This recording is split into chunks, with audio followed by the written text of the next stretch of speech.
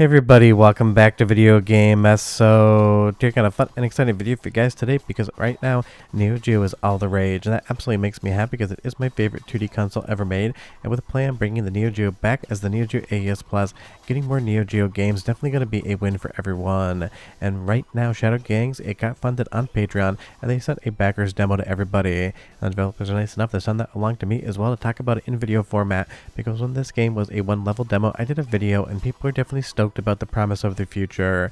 Well, even though this game is not finished, this is still a work in progress beta. It has shown a huge expansion in the overall gameplay as well as levels, and honestly feels like something's going to be really good once it gets buttoned up. Before you get too far involved though, do me a huge favor down below, hit like and subscribe and ring that notification bell, definitely helps us out. And if you feel so inclined and want to support the channel, I got a Patreon link down below as well.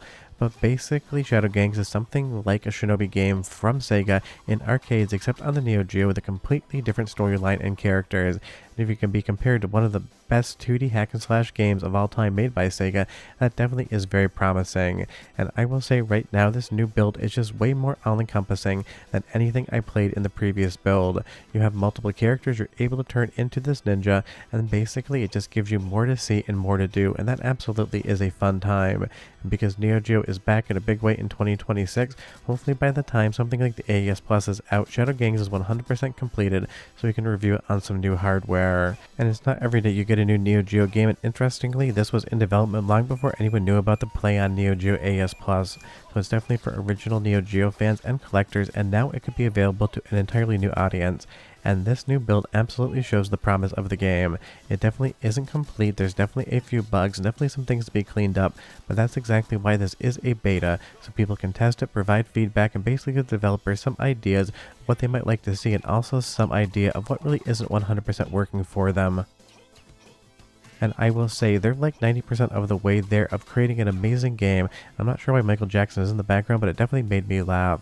Now, as far as the vibes of this game are concerned, I absolutely do love them. I love the muted color profile, I love how realistic it is, and basically how all of the different enemies and characters pop off the background because they are the most colorful things in any given scene. And if that bar there isn't a nod to something like Streets of Rage 2, I'm really not sure what it is, because this game definitely has a lot of different homages on screen at once, and it really is a fun time to pick them all out.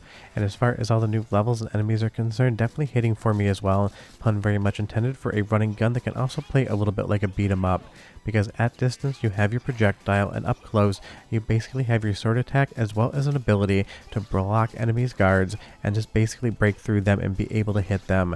It has a nice cadence to the combat and definitely makes you think what enemies in front of you and how do you want to approach them. Some are going to be able to fire at you, some are going to be able to block your shots, and some are just basically fodder. The one thing I would say right now about this build that I think could definitely be cleaned up in a future release is that the enemies end up stacking on top of each other, and you'll have different types of enemies that have different procedures to actually beat them. Some will need their guards broken with a melee attack, others will need a projectile shot. When they all end up basically stacked on top of one another, it can kind of feel a tiny bit like you're button mashing to figure out exactly what button you're supposed to hit. And honestly, as far as the bosses are concerned, definitely some fun stuff here, but needs a little bit of work on the transitions. Now, don't think I'm saying a negative thing about Shadow Gangs. It is obviously still in development, and this is what actually helps developers, when you basically give them some idea of what is working and what isn't, what could use a little bit more thought, and what is just ready to go for release. And I will say this boss here definitely has a little bit of a Contra vibe as well, some of those big walls of machinery you see in the original Contra, and I love that it jumps up and down. I'm not sure how a machine jumps, but I'm definitely there for it. Now moving on to one of the later levels, I love this golden hour sunset right here. Kind of feels like Yipe Stripes the gum. If you never had that, that's the colorway they're working with, at least in my opinion.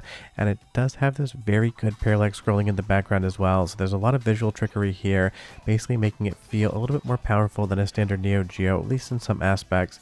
It also has a really good soundtrack, so we're going to do the first of two soundtrack samples here for Shadow Gangs. So go ahead and let's come back. I got more levels to show you and more thoughts on the overall development process. But enjoy!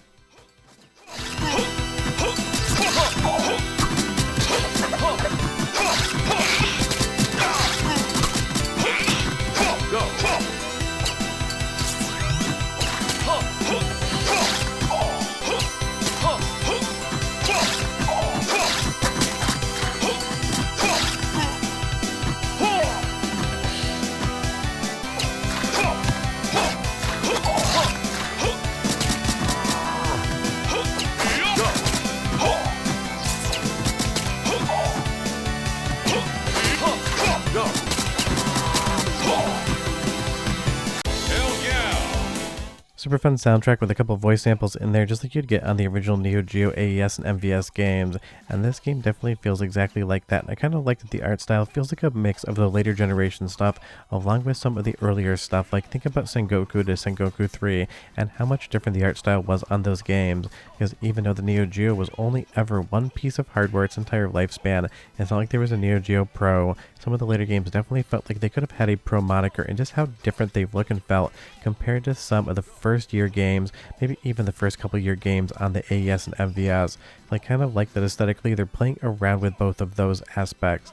Now, I will say you're going to be in ninja form more often than not because the game is going to give you a ton of power-ups. So I would love to see a mode in the release version where you actually just start as the ninja, and that is your entire gameplay aesthetic. Because mixing it up and giving players more ways to play the game definitely works for me, because the ninja here with his samurai sword and Uzi, I just think that gameplay hits ever so slightly more. That isn't to say that the base characters aren't a good time, I just like the ninja and would love to see the ability to play as him the entirety of the game. And interestingly enough, I would say the most impressive thing here, at least in my opinion, is this actual bonus stage where you're shooting what looks like a mix of a ninja from this game as well as some of the gnomes from Golden Axe, and I love that as a nod. The overall first person aspect ratio feeling a little bit like Cross Swords or the Super Spy definitely work here. And again, even if this is the most impressive thing to me, it isn't really a bad observation, because I have an MFA in fine art and I have taught at the college level, and one thing we talk to students about when they do critiques is sometimes people will focus on something that they didn't really think would be the focus of the critique whatsoever. So even though Shadow Gangs as a running gun is 100% working, outside of a few little glitches here and there because it is in beta, for me personally, I was mostly enamored by this minigame. It's just something that I thought was very creative, and it's one of those things you can never really realize what people are going to focus on, so for me, that minigame definitely probably impressed me the most. But getting back into the gameplay here, I do like the overall cadence of the fights. You have to identify and you'll learn very quickly what enemies block, what enemies have projectiles, what enemies can just be shot, and what enemies have to have their guard broken. So it kind of feels a little bit like a rhythm game where you're thinking to yourself, how do I want to approach this next screen?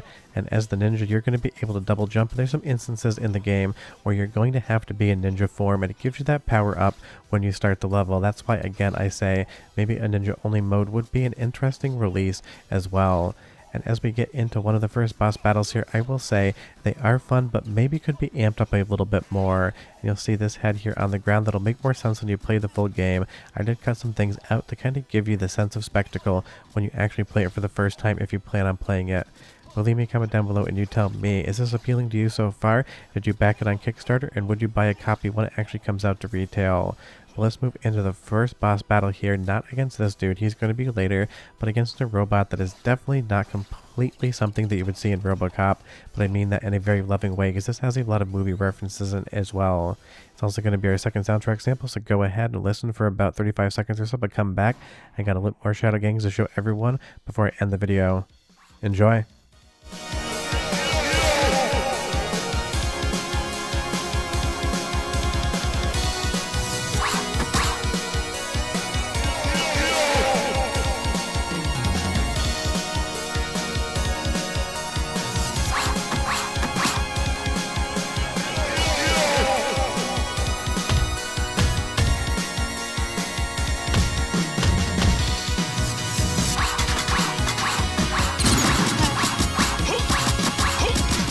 So yeah, Shadow Gangs is definitely shaping up to be a fun experience when it comes out and fully finished. I'd say right now it needs a couple bugs fixed and a little bit of tightening up in the gameplay, but again, that is why betas exist, so they can go out to the community, people can test them, find issues, and basically tell the developers what they'd like to see a little bit more of. It's no different than making a film or writing a story. You need editors and need other people to actually proof the content to see where you've done right and see where you can kind of tighten things up. But this one's definitely one I am excited about, and when it is finished I will definitely run a review on the channel. And it's one of those things, more Neo Geo games always makes me happy, and because Neo Geo is back in a big way in 2026, I think this is going to make a lot of people happy as well, so hopefully this thing is done and ready to go by the time that the AES Plus is on the market. And I absolutely love, again, a little bit of a nod to something like Planet of the Apes here, at least in my opinion, with the Statue of Liberty head destroyed and on the ground. And as far as the story in this one, it is there. It isn't the most all-encompassing thing, but I'm sure it'll probably get buffed up a little bit by the time it actually releases. And again, if you play this demo, leave me a comment down below and tell me your thoughts. I would be curious. But more Neo Geo in 2026 is not anything that I'm going to complain about. But I'll see you guys next time. Bye-bye.